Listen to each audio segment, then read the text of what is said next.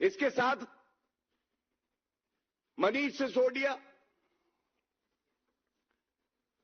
सिसोदिया 14 महीने से जेल में है।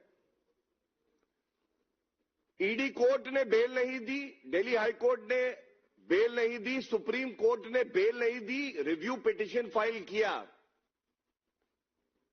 बेल नहीं मिली, 4 और चोट लगी, 5 और 4 9 बार न्यायालय से मुंह की खानी पड़ी। संजय सिंह, ईडी कोर्ट कोई राहत नहीं, उसके बाद दिल्ली उच्च न्यायालय कोई राहत नहीं, 11। तो क्या आज ये सवाल नहीं पूछे जाएंगे? ये जो सारी बहस है ये प्रेस वार्ताओं में ही होती है, लेकिन न्यायालय के अंदर जो आपकी दलीलें हैं ये खोखली हैं और देश संविधान से चलता है, लोकतंत्र में मर्यादा होती है।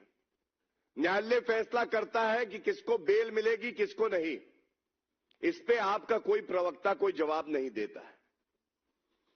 दूसरी बड़ी बात, क्या यह सत्य नहीं है कि मनीष सिसोदिया की गिरफ्तारी हुई, आपने उनसे इस्तीफा लिया? आपने सत्येंद्र जैन से, भाजपा ने ही दबाव बनाया, जनता की आवाज बन गए, आपने इस्तीफा लिया। आज ये दोहरे मापदंड क्यों है अरविंद केजरीवाल जी? आप स्वयं आज आरोपी हैं, जेल की सलाखों के पीछे हैं, तो आप इस्तीफा नहीं देंगे, लेकिन मनीष सिसोदिया और सत्येंद्र जैन से आपने इस्तीफा ले लिया। और I must definitely say that the people of Delhi deserve a better CM. They deserve a CM who can give them an honest government, a transparent government, not an accused of a serious corruption charge who wishes to augment his own income and run a government from behind bars.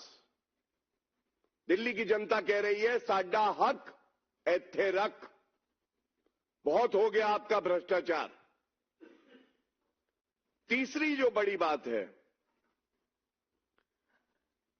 Jail से सरकार चलेगी। अरविंद केजरीवाल जी, आप जब भारतीय राजनीति में पहला कदम रख रहे थे तो आपने कहा था किसी पे आरोप लगे तो उसको इस्तीफा दे देना चाहिए। जब उसका नाम पाक साफ हो, उस पे कोई आरोप ना लगा हो, उसके बाद वो पुनः राजनीति में आए और सार्वजनिक जीवन में आए। आज उस उद्देश्य का क्या हुआ? जनता थू-थू कर रही है आपकी राजनीति पर। मुझे कष्ट है ये कहते हुए। एक व्यक्ति जो कहता था कि मैं भ्रष्टाचार को खत्म कर दूंगा, आज वो भ्रष्टाचार का पर्याय बना हुआ है। क्या हुआ तेरा वादा, वो कसम वो इरादा अरविंद केजरीवाल? बच्चों की कसम खाता हूं मैं राजनीति में नहीं आऊंगा, राजनीति में आ गए। बीवी की कसम खाता हूं कांग्रेस से समर्थन नहीं लूंगा, समर्थन ले लिया। मैं बड़ा बंगला नहीं लूंगा, भ्रष्टाचार करके शीश महल बना दिया। मैं वैगन-आर में छोटी सी गाड़ी में बैठूंगा, पूरा काफिला चलने लगा। मैं सुरक्षा नहीं लूंगा, ये तो दिल्ली की जनता के लिए है। जेल में भी सुरक्षा ली हुई है। ऐसा कोई सगा नहीं जिसे अरविंद केजरीवाल ने ठगा नहीं। अन्ना हजारे जी का दुख कौन जानेगा, जिसने अपने गुरु को नहीं बख्शा, दिल्ली की जनता को नहीं बख्शा, कीर्तिमान बना दिए हैं भ्रष्टाचार में। आज उनके प्रवक्ता आके कहते हैं हमें खबर मिली है कि हमारे घर भी रेड होगी, हम भी गिरफ्तार होंगे। तो कान खोल के सुन लो, पापी आपके जो भ्रष्टाचारी नेता हैं, भ्रष्टाचार किया है तो जेल तो जाना पड़ेगा। ये प्रतिबद्धता है आदरणीय प्रधानमंत्री श्री नरेंद्र मोदी जी की, किसी भी भ्रष्टाचारी को बख्शा नहीं जाएगा। और ये सब जान गए हैं कि ये जितनी बार आके प्रेस वार्ता करके कहते हैं, हमें डर नहीं लगता है। जब अरविंद केजरीवाल थर-थर कांप गए, जाड़े में पसीना आने लगा, तो बाकियों की क्या हालत है ये जग जाहिर है। एक सवाल और ये पूछना चाहता हूं, सतेंद्र जैन मंत्री थे आम आदमी पार्टी की सरकार में, और उस वक्त अरविंद केजरीवाल कह रहे थे कट्टर ईमानदार हैं। वो स्वास्थ्य मंत्री बने रहे और जेल से ही कार्य कर रहे थे। क्या कर रहे थे? मालिश करवाते थे पॉक्सो एक्यूज्ड से, मतलब थेरेपिस्ट और द रेपिस्ट। अरविंद केजरीवाल और सतेंद्र जैन की नजरों में एक ही थे। आज the question that we wish to ask from this platform is of constitutional morality. नैतिकता, संवैधानिक नैतिकता की बात करने जा रहे हैं। सबसे पहली जिम्मेदारी मुख्यमंत्री की, जो 1.5 करोड़ दिल्ली वासी हैं, उनके प्रति आपकी जिम्मेदारी है।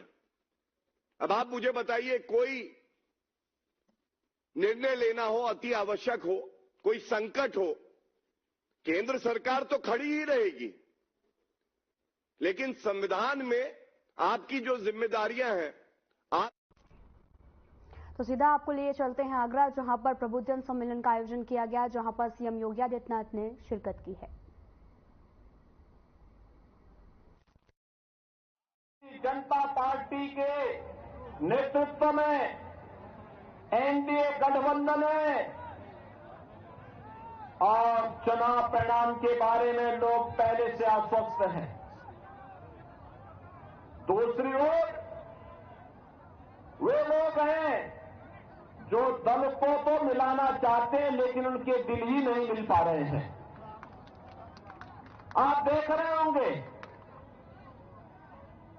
इंडी गठबंधन में जो लोग हैं, इन लोगों की स्थिति आप देख रहे होंगे। वेस्ट बंगाल में टीएमसी ने अपने सभी प्रत्याशी दे दिए, कांग्रेस के लिए एक भी सीट नहीं छोड़ी, लेकिन वो इंडी गठबंधन का हिस्सा है। केरल में कम्युनिस्टों ने कांग्रेस के साथ कोई गठबंधन नहीं किया, लेकिन वहां इंडी गठबंधन का हिस्सा अपने आप को कह रहा है।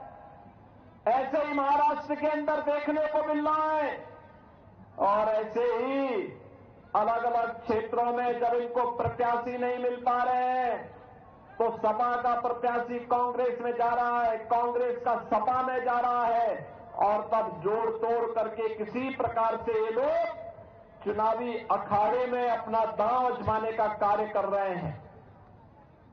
आपने देखा होगा पूरे देश के अंदर लोग आश्वस्त हैं, और आश्वस्त इस बात के लिए भी है क्योंकि मोदी जी के नेतृत्व में जो कार्य पिछले 10 वर्षों में हुआ है, एक चुनाव उन कार्यों के प्रति कृतज्ञता ज्ञापित करने के लिए भारत की जनता जनार्दन के द्वारा फिर तीसरी बार मोदी जी को आशीर्वाद दिया जाना है। और इसके लिए जनता भी आश्वस्त है कि मोदी जी के नेतृत्व में भारतीय जनता पार्टी फिर से तीसरी बार सरकार बनाएगी, कोई संदेह नहीं होना चाहिए। बहनों भाइयों, आज पहला चुनाव है 18वीं लोकसभा का, जिसके परिणाम के बारे में जनता स्वस्थ है। बस हमारी तैयारी क्या होनी है कि हमारा प्रत्याशी कितने अधिक वोटों से लीड लेकर के देश की संसद में पहुंचता है। इसकी तैयारी के लिए हर लोकसभा सीट में एक नई प्रतिस्पर्धा खड़ी हुई है। मैं जिस क्षेत्र में जा रहा हूं, जिस भी क्षेत्र में जा रहा हूं, अब तक मैं लगभग 25 लोकसभा सीट को कवर कर चुका हूं, और मैंने एक चीज देखी है जहां भी मैं जा रहा हूं, लोग मुझे एक बात कह रहे साहब हमारी बढ़त 3 लाख से प्रारंभ होकर के आगे जनता जनार्दन का आशीर्वाद जहां तक मिल जाए वहां तक हम लेके जाएंगे। हम लोग चुनाव जिता करके अपने प्रत्याशी को भेजेंगे, इसमें कोई संदेह नहीं। हर एक ओर से यही आवाज आ रही है और इसीलिए मैं आपके पास आया हूं कहने के लिए, बहनों और भाइयों, यह आवश्यक भी है, यह आवश्यक भी है। आपने बदलते हुए भारत को देखा है। हमारी पीढ़ी सौभाग्यशाली है कि बदलते हुए भारत को देख रही है। ये नया भारत है और ये नया भारत ही नहीं, बल्कि हम अपनी आंखों से एक विकसित भारत का तस्वीर भी हम देख रहे हैं। विकसित भारत एक ऐसा भारत होगा जिसमें नौजवान के हाथ को कार्य होगा, हर खेत को पानी होगा, हर व्यक्ति, हर परिवार के लिए उसकी जरूरत की आवश्यकताएं उसके घर तक उपलब्ध होंगी। एक सुरक्षित माहौल में पूरे देश के अंदर उत्सव जैसा माहौल होगा। उस प्रकार का वातावरण प्रधानमंत्री मोदी जी के नेतृत्व में भारत के अंदर बनने की स्थिति पैदा हुई है और उसी के लिए आपका आह्वान करने के लिए मैं आया हूं। लोग कहते हैं क्या ये संभव है? बहनों और भाइयों, 2014 के पहले के भारत को भी आप देखते थे, जो असंभव था उसे ही संभव बनाने के लिए मोदी जी प्रधानमंत्री बने हैं। जो लोगों के लिए था कि ये नहीं हो सकता है, मोदी जी ने उसी को संभव बनाया है। कोई एक स्कीम आप उठा के देख लीजिए।